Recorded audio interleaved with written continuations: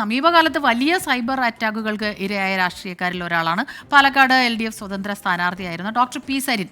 കോൺഗ്രസ് വിട്ട് CPIM-ൽ എത്തിയതോടെ ആക്രമണം വർദ്ധിച്ചെന്നാണ് സരിൻ പറയുന്നത്.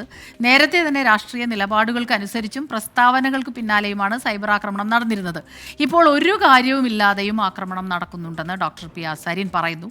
എന്നാൽ സൈബർ ആക്രമണങ്ങളിൽ മനമെടുത്ത് സമയം കളയരുത് എന്നാണ് സരിൻ്റെ ഭാര്യ ഡോക്ടർ സൗമ്യ സരിൻ്റെ അഭിപ്രായം. സൈബർ ആക്രമണങ്ങൾക്ക് CPM-ൽ എത്തും മുൻപും ഇരയായിട്ടുണ്ട് ഡോക്ടർ പി സരിനും സൗമ്യ സരിനും. സൈബർ ആക്രമണം അതിരുവിടുന്നത് കുടുംബത്തെ കൂടി വലിച്ചിഴയ്ക്കുമ്പോഴെന്ന് ഡോക്ടർ പി സരിൻ.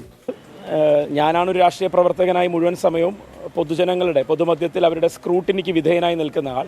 എൻ്റെ ഭാര്യയോ മകളോ അങ്ങനെയല്ല. അവർ സാമൂഹ്യ ജീവിയാണെങ്കിൽ പോലും പൊതുപ്രവർത്തകയല്ലാത്തതുകൊണ്ട് തന്നെ, എന്നാൽ പോലും എൻ്റെ രാഷ്ട്രീയത്തെ അവരുമായി ബന്ധപ്പെടുത്തിക്കൊണ്ട് തന്നെ ഒക്കെ പറയുന്നൊരു സമീപനമുണ്ട്. അത് ഏറ്റവും മ്ലേച്ഛമായ രീതിയിൽ വരെ സംഭവിച്ചിരിക്കുന്ന ഒരു കാലഘട്ടമായിരുന്നു കഴിഞ്ഞ ഉപതെരഞ്ഞെടുപ്പുമായി ബന്ധപ്പെട്ടൊക്കെ. പാർട്ടി മാറിയതിനു പിന്നാലെ ആക്രമണം ശക്തമായി. സൈബർ ആക്രമണത്തിന്റെ കാര്യത്തിൽ ഒട്ടും ദാക്ഷിണ്യമില്ലാത്തത് കോൺഗ്രസുകാർക്കെന്ന് സരിൻ. ദയയും ദാക്ഷിണ്യത്തെക്കാളും കൂടി ഒബ്ജക്ടിവിറ്റി എന്നുള്ളൊരു കാര്യമുണ്ടല്ലോ. വസ്തുനിഷ്ഠമായി നമ്മളെ ആക്രമിക്കുകയാണെങ്കിൽ, നമ്മൾ പറയുന്നതിൻ്റെ പുറത്തായിരുന്നു CPM എല്ലായ്പ്പോഴും ആക്രമിച്ചിരുന്നത്, ചെയ്യുന്നതിൻ്റെയോ പറയുന്നതിൻ്റെയോ പുറത്തായിരുന്നു. എന്നാൽ കോൺഗ്രസിൽ അങ്ങനെയല്ല. അങ്ങ് തീർത്ത് കളയാം എന്നുള്ള കൊട്ടേഷൻ എടുത്ത പോലെയാണ്.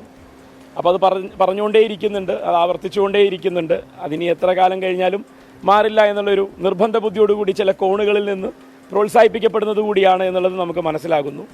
സരിന്റെ കൂടുമാറ്റത്തിനു പിന്നാലെ ഭാര്യ ഡോക്ടർ സൗമ്യ സരിനും ഏറെ സൈബർ ആക്രമണങ്ങൾക്ക് ഇരയായിട്ടുണ്ട്.